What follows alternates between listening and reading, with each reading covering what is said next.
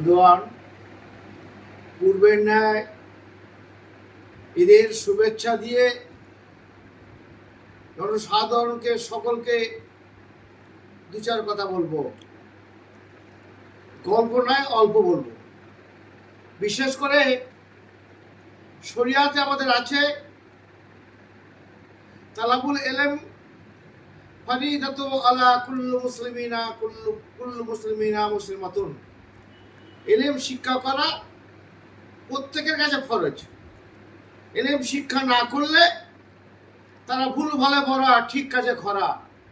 মনে রাখবেন, সত্যি বললে যদি শত্রু বাড়ে তবে সেই শত্রুতা আমার গর্ব। শত্রু নেই তার মানে তুমি কখনো ন্যায়ের পক্ষে দাঁড়াওনি।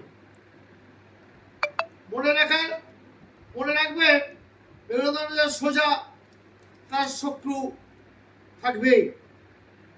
কারণ যেখানে প্রতিবাদ করা দরকার সেখানে চুপ থাকবো, আর ভদ্রতা নয়, ওটা ভীরুতা। তার সঙ্গে সঙ্গে আর একটা কথা বলি, আমাদের যারা গুজর সেজে, পীর সেজে, চিটিংবাজ 420 গুলো, পীর মানে বাবা মা, ছেলে যারা সমাজকে দূষিত করছে, বড় বড় কথা বলছে, তাদের উদ্দেশ্যে বলছি, আল্লাহ নবী কাউকে অভিশাপ দেয়নি। বাম্মার অভিশাপ কাজে লাগে, মুসলিমদের দোয়া কাজে লাগে। চোর চিটিং মাছ গুলো দিদি তাদের সুযোগ দিয়েছে, পীর বলে অন্যায় করছে দিদি, এদের গুরুত্ব না দেওয়া দরকার। ভিড় বাড়লে কি ভালো? মনে রাখবে, তবলি জমাত হয়েছিল, কত লোকের ভিড় হয়েছিল।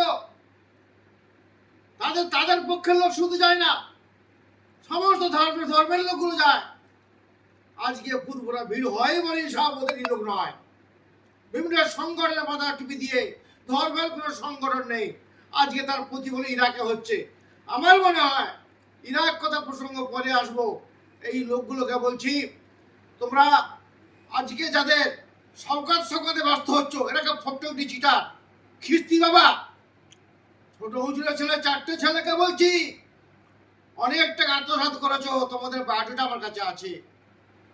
আমি অল ইন্ডিয়া হিউম্যান রাইটসের স্টেট প্রেসিডেন্ট হিসেবে দু চার কথা বলবো। ভদ্র নম্র হবে, সমাজের কাজ করো। মনে রাখবে, ধর্ম বলে আলাদা জিনিস হয় না। শরিয়ত শিখিয়ে সকলের সেবা করো। তুমি তার পক্ষের কথা বলো, পার্টিতে যোগ দিয়ে দাও, স্বার্থ গুছো, আখের গুছো, এ ধর্ম শেখায় নেই। আমার ইল্লাল বালা, কি বলা হয়েছে?